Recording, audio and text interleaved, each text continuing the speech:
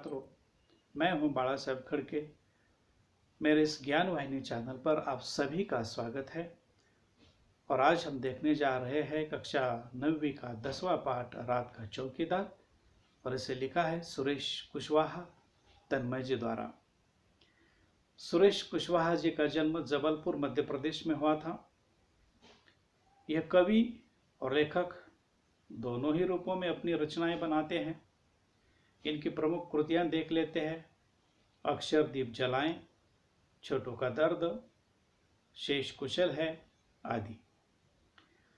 तो यहाँ पर उन्होंने जो पाठ लिखा है रात का चौकीदार, तो चौकीदार का मतलब है कि रात के समय रास्ते पर हाथ में लाठी लेकर घूमने वाला, घर घर की रक्षा करने वाला, मामूली दिखाई देने वाला लेकिन दिल में ईमानदारी, प्रामाणिकता, सच्चाई, कर्तव्यनिष्ठा ऐसे महान गुण रखने वाला रात का चौकीदार किस तरह से रात भर लोगों के जान माल की सुरक्षा करता है, रक्षा करता है, देखभाल करता है।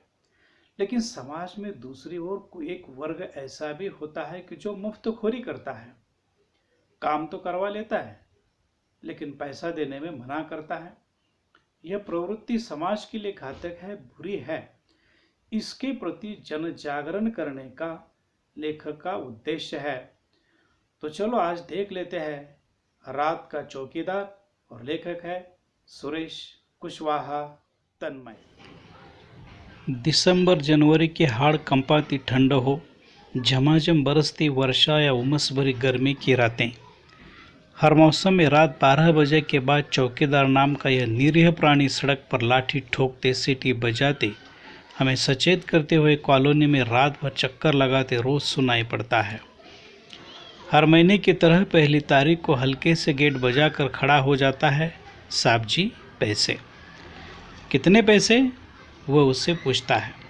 साहब जी 1 रुपया रोज के हिसाब से, महीने के 30 रुपये। आपको तो मालूम ही है। अच्छा एक बात बताओ बहादुर, महीने में तुम्हें कितने घरों से पैसे मिल जाते हैं? साहब जी यह पक्का नहीं है, कभी 60 घर से, कभी 50 से, 30 त्योहार पर बाकी घरों से भी कभी कुछ मिल जाता है। इतने में ठीक ठाक गुजारा हो जाता है हमारा। पर कॉलोनी में तो 100 सवा 100 से भी अधिक घर है, फिर इतने कम क्यों? तो फिर तुम उनके घर के सामने सीटी बजाकर चौकसी रखते हो कि नहीं? उसने पूछा। हाँ साहब जी, चौकसी रखना तो मेरी जिम्मेदारी है। मैं केवल पैसे के लिए ही काम नहीं करता, फिर उनकी चौकसी रखना तो और ज़रूरी हो जाता है। भगवान नहीं करे यदि उनके घर चोरी वोरी की घटना हो जाए तो पुलिस तो फिर भी हमसे पूछेगी ना, और वे भी हम पर झूठा आरोप लगा सकते हैं कि पैसे नहीं देते इसलिए चौकीदार ने ही चोरी करवा दी। ऐसा पहले मेरे साथ हो चुका है साहब जी। अच्छा ये बताओ, अब रात में अकेले घूमते तुम्हें डर नहीं लगता? डर क्यों नहीं लगता साहब जी? दुनिया में जितने जिंदे जीव हैं सबको किसी न किसी से डर लगता है। बड़े आदमी को डर लगता है तो फिर हम तो बहुत छोटे आदमी हैं। कई बार नशे पत्ते वाले और गुंडे बदमाशों से मारपीट भी हो जाती है। शरीफ दिखने वाले लोगों से झिड़कियाँ, धुतकार और धौंस मिलना तो रोज की बात है। अच्छा बहादुर, सोते कब हो तुम? वह फिर प्रश्न करता है। साहब जी रोज़ सुबह 8-9 बजे एक बार कॉलोनी में चक्कर लगाकर तसल्ली कर लेता हूँ कि सब कुछ ठीक है ना। फिर कल की नींद पूरी करने और आज रात में फिर जागने के लिए आराम से अपनी नींद पूरी करता हूँ। अच्छा साहब जी, अब आप पैसे दे दें तो मैं अगले घर जाऊँ। अरे भाई, अभी तुमने ही कहा कि जो पैसे नहीं देते उनका ध्यान तुम्हें ज़्यादा रखना पड़ता है, तो आज से मेरे घर की चौकसी भी तुम्हें बिना पैसों से करनी होगी, समझे?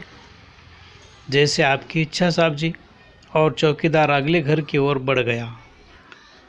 मैं सोचता हूँ कि बिना किसी ऊपर दबाव अथवा नियंत्रण के एकाकी रूप से इतनी जिम्मेदारी से अपना कर्तव्य निभाने वाला, हमारी सुरक्षा की चिंता करने वाला, निष्कपट भाव से करने वाला यह रात का रखवाला स्वयं कितना असुरक्षित और अकेला है।